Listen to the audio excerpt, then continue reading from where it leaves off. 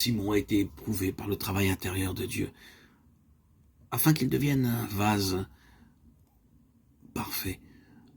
Simon était la voix et l'acteur personnel d'un ministère corporatif de la fin des temps. Anne, qui est la contrepartie de Simon, parlait de Jésus à tous ceux qui attendaient la délivrance de Jérusalem. Il y avait évidemment un groupe de ces croyants à Jérusalem. Il était sans aucun doute comparativement petit, mais il était présent. Il y avait là une assemblée priant, attendant la plénitude du Seigneur. Et Simon était la voix et l'expression de ce vase corporatif. Je dis cela parce que nous ne voulons pas trop penser aux individus dans cette question et considérer que nous ne sommes que des Simons individuels.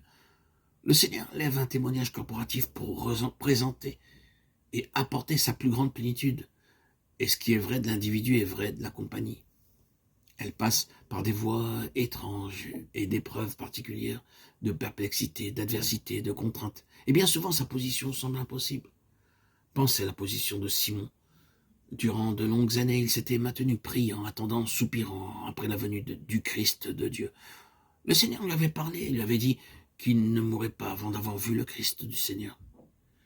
Il n'y aurait pas qu'en étant l'objet de certaines pressions, vous serez tenté de remettre en question même ce que le Seigneur vous a dit. Il n'aurait pas été difficile pour Simon, devenu un vieil homme, de dire « Je me demande si je ne me suis pas trompé. Est-ce que je me suis fait des illusions ? Rien ne semble se produire.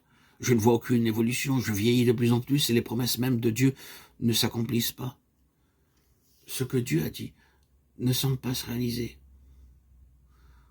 Sous la pression, vous pourrez ressentir cela et penser ainsi. Nul doute que Simon a souffert les mêmes assauts sur son esprit que d'autres enfants de Dieu en rapport avec quelque chose de précieux, montré par le Seigneur.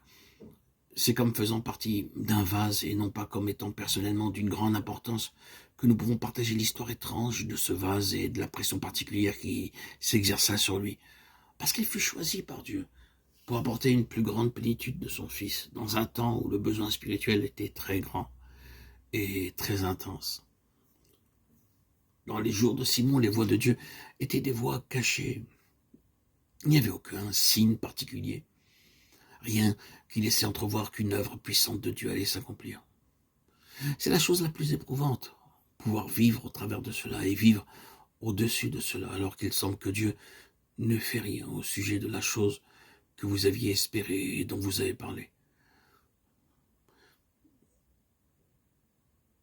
Tous les signes sont cachés, les voies de Dieu sont au-delà de notre discernement.